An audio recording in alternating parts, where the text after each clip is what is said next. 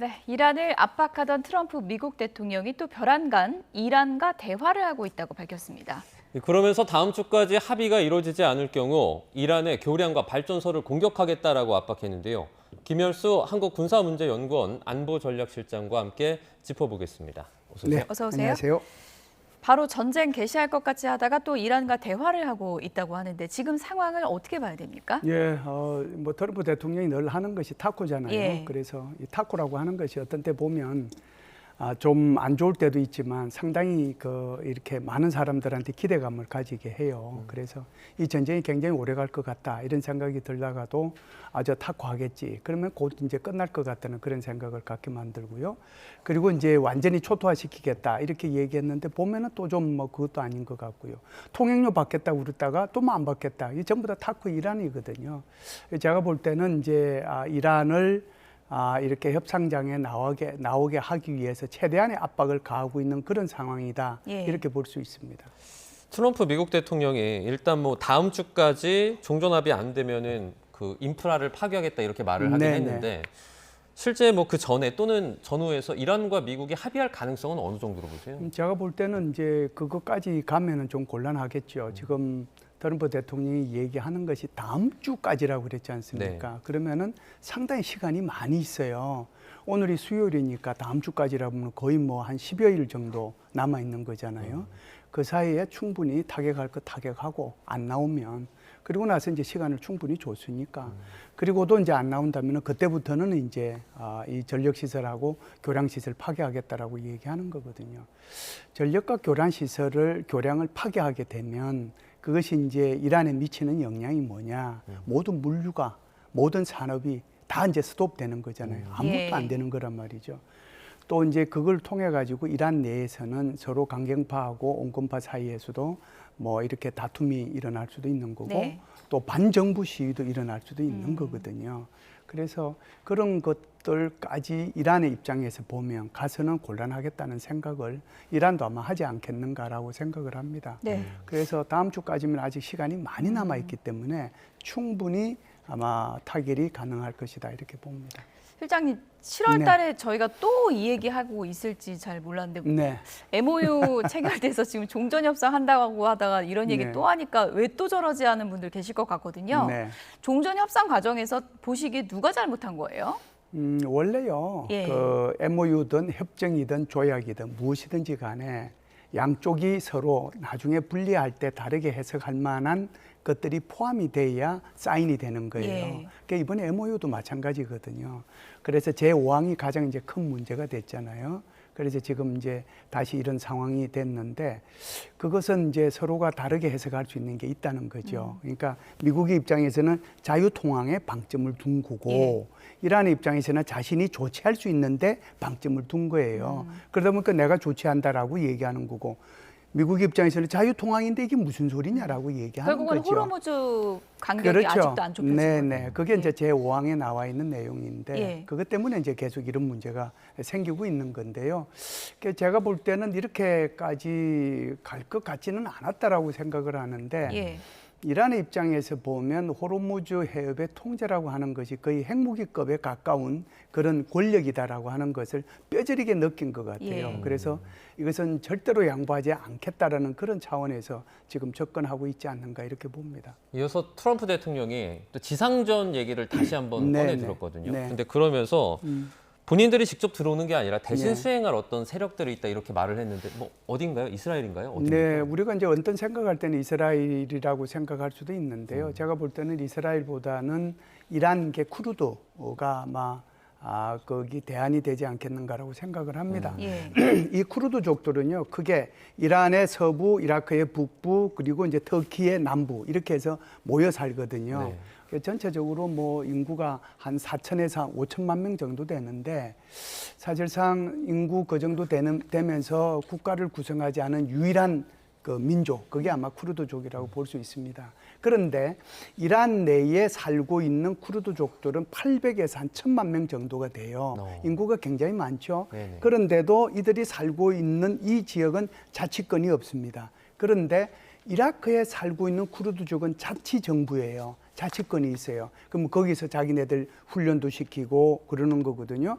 그러면은 이란의 쿠르드족들은 어디서 훈련을 받느냐 하면은 자기 국가에서 훈련을 못 받으니까 예. 이라크의 자치정부가 있는 그 쿠르드족 거기에 가서 훈련을 받아요. 그 인원들이 5천 명 플러스 마이너스 정도 됩니다.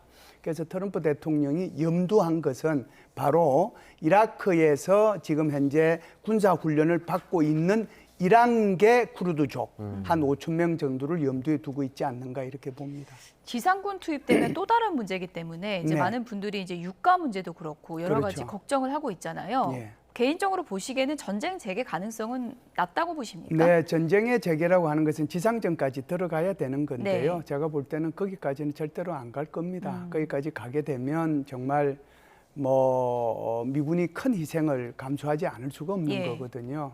사실상 이제 우리 역사적으로 볼 때 이게 공중 공습 그것만으로 전쟁이 끝난 것은 딱 한 군데밖에 없어요. 그게 바로 코소보전이라고 볼 수 있는데요.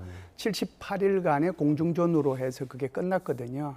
그런데 이제 이란 같은 경우는 코소보하고는 사이즈가 달라요. 몇백 배 차이가 나는 거니까.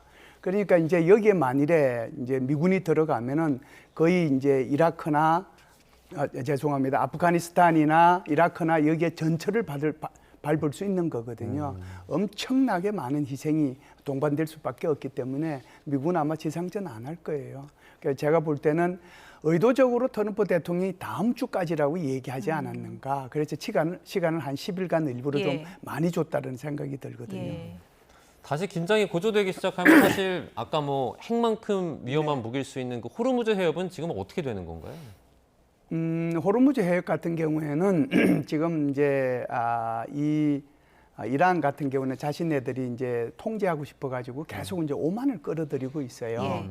근데 오만 같은 경우에는 자기네들이 유엔 이 해양 협약에 가입한 국가로서 아주 이제 여기에 대해서 이제 잘 지키고 있다라고 얘기를 하는 거고, 사실은 이 호르무즈 해협의 이 통항을 보면 원래는 이 이란 쪽으로 들어가는 배는 이쪽으로 들어가고요. 네네. 나오는 배들은 원래 오만 쪽으로 나오도록 돼 있었습니다. 그런데 아시다시피 이제 이란이 거기에다가 기뢰를 설치하고 그러다 보니까 이란의 북쪽으로 캐슘섬 쪽이죠. 캐슘섬 쪽으로 해서 그쪽으로 들어오고 나오고 하는 것을 하나 만들었어요. 그리고 이제 그러다 보니까 오만에서도 그러면은 우리도 나오기만 했는데 우리도 들어가고 나오고 하는 것을 나도 만들겠다 해서 그게 들어오고 나오고 했거든요. 그래서 북쪽은 주로 이란이 통제해 왔고 이 남쪽은 미군이 통제해 왔어요. 그래서 오만의 입장에서 보면은 이거 두 개의 통로를 이용을 하자. 그래서 내 여기서 오만 쪽으로 오고 가고 하는 것은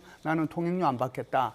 위에 있는 너희들 쪽으로 오고 가고 하는 것은 그것은 자유통행만 허용을 하되 통제는 해도 좋다라고 하는 것이 오만의 입장이에요.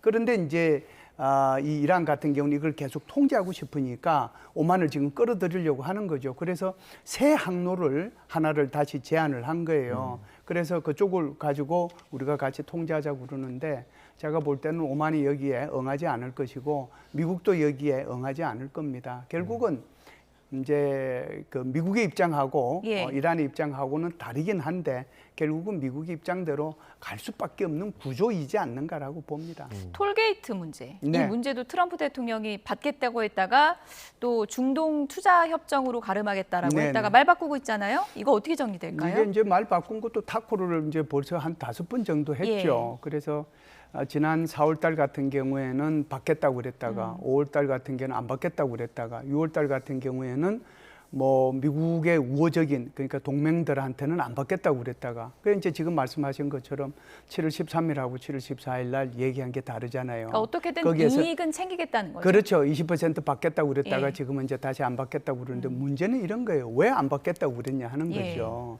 그래서 안 받겠다고 얘기한 것 자체가 지금 걸프 국가들이 미국에 대해서 투자를 할 테니까 통행료 받는 것은 받지 말아라. 그 예. 전화를 자기가 받았다는 거예요. 예. 그렇기 때문에 안 받겠다고 그러는데 저는 이런 생각을 했습니다. 트럼프 대통령이 13일 날 이렇게 20% 받겠다고 그랬을 때 저거는 안 할 거야 라고 딴 생각을 가지고 저걸 던졌을 거라고 저는 생각을 했거든요. 그게 이제 결과적으로는 걸프 국가들이 자기네들이 미국에 투자할 테니까 이건 없애달라고 얘기한 거죠.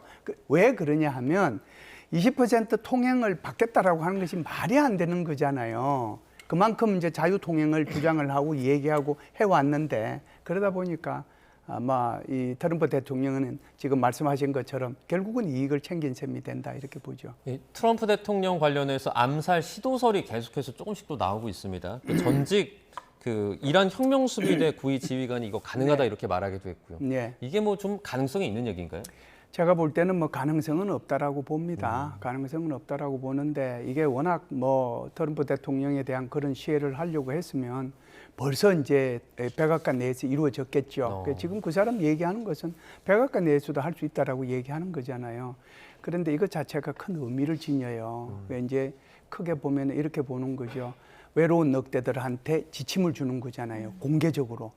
공개적으로 암살해라라고요. 시도해라, 그게 누구든지 간에. 예. 표적이다. 뭐 이런 그렇죠. 거를 공개적으로 밝히는 맞습니다. 겁니까? 예. 그게 이제 하나가 있는 거고 두 번째는 이 얘기가 나오고 나서부터는 이제 그다음에 백악관의 분위기는 어떻게 되죠? 제가 나를 근데 또 서로가 서로를 의심하게 되는 거잖아요. 그래서 그런 것을- 에어포스원 막 갈아타고 그런 게 그런 맞습니다. 맥락인 거죠? 에어포스원을 갈아탄 것은 이제 이게 새로운 그 카타르로부터 받은 거 거기에는 대공 미사일에 대한 그런 방음 무기가 없어요. 예. 그러다 보니까 이제 옛날 기종으로 갈아타고 그랬군요. 예, 이렇게 복귀를 한 거죠. 트럼프 대통령이 여기 이란에 대해서 다시 공격을 명령한 것도 사실은 이란이 거기에 지나가려고 하는 그 상선에 대해서 공격을 한 것이 사실상 빌미가 됐죠. 빌미가 되기도 했지만 자신에 대한 이 테러, 암살 이 얘기를 듣고 나니까 트럼프 대통령도 화가 굉장히 많이 난 거죠. 예. 그래서 공격을 다시 명령을 했다라고 볼 수가 있거든요. 네. 그래서 충분히 좀 파기를 시키겠다 그런 생각을 아마 하지 않았는가라고 봅니다. 어쨌든 뭐 대화의 여지는 열어놨으니까 어떻게 그렇죠. 마침표가 찍힐지 보겠습니다. 김열수 한국군사문제연구원 안보전략실장이었습니다. 고맙습니다. 고맙습니다.